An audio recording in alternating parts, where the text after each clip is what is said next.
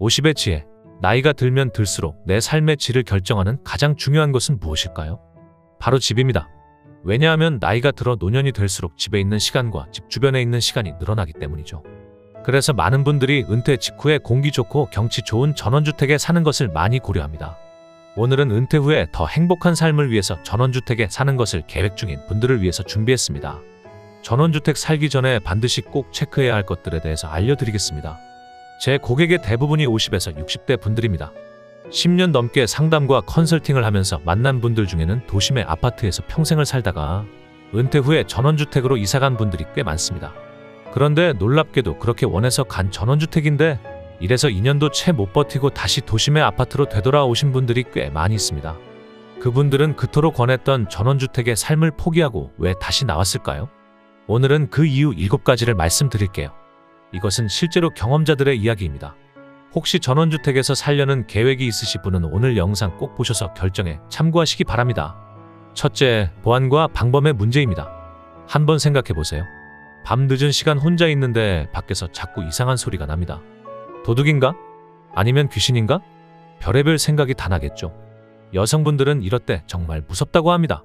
또 아파트에 살 때는 여름에 거실 창문, 방 창문을 활짝 열어놓고 자도 무서울 게 없는데 전원주택에서는 밤에 창문을 열고 잔다는 게 힘들죠.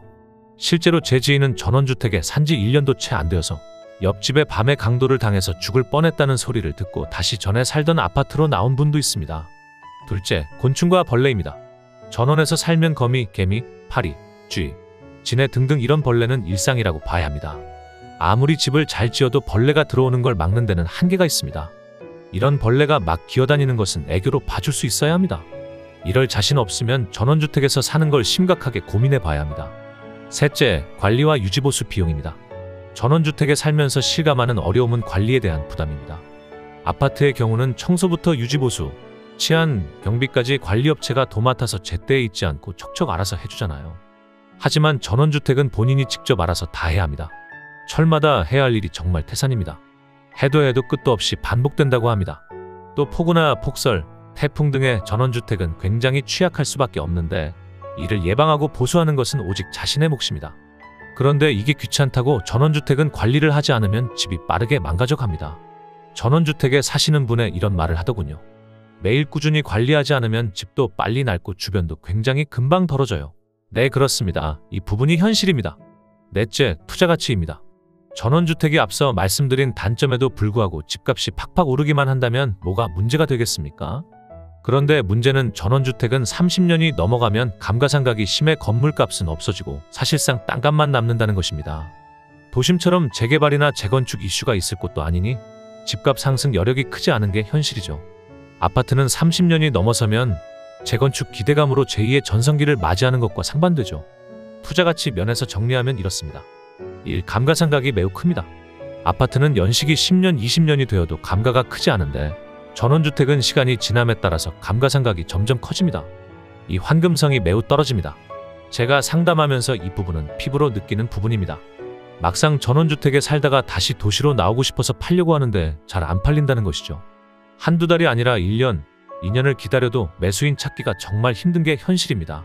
그래도 그분은 여윳돈이 있어서 사는 집을 싸게 전세로 주고 도시로 나왔는데요. 지금 3년이 지났는데도 팔지 못하고 있습니다. 3. 집값 상승률. 도심, 아파트보다 적습니다. 집값의 통계를 봐도 서울과 도심의 토지가격 상승률과 경기, 지방의 토지가격 상승률은 크게 차이가 납니다. 결국 시간이 지나면 지날수록 투자가치 면에서만 보면 확실히 불리합니다.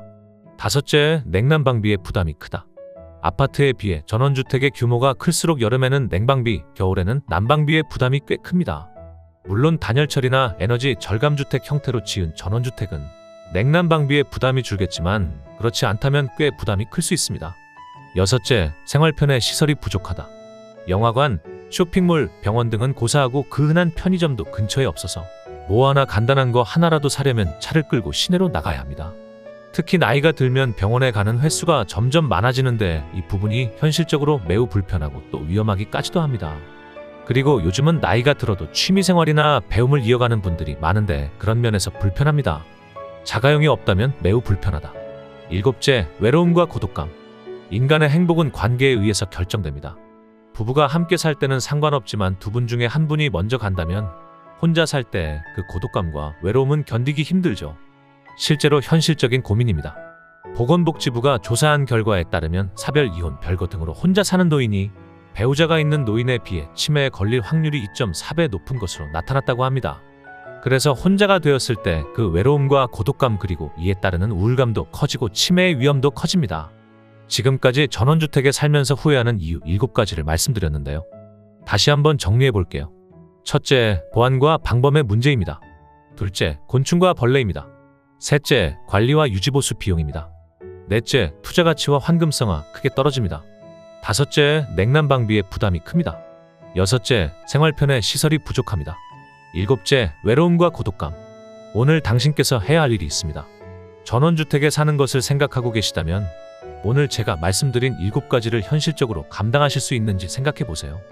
만약에 확신이 서지 않는다면 전원주택에 사시기 전에 전세로 1에서 2년 살아보고 결정해 보세요. 전원주택도 전세로 나온 물건이 많이 있습니다. 내가 살려고 하는 지역에서 전세로 살아보면서 봄, 여름, 가을, 겨울 4계절을 지내보면서 장단점을 경험해보고 결정하세요. 왜냐하면 계절별로 오는 장점도 있지만 감당해야 할 단점도 있기 때문입니다. 오늘 내용 도움이 되셨다면 구독, 좋아요 부탁드리겠습니다. 다음번에도 은퇴와 노후에 도움이 되는 정보를 가지고 찾아뵙겠습니다. 감사합니다.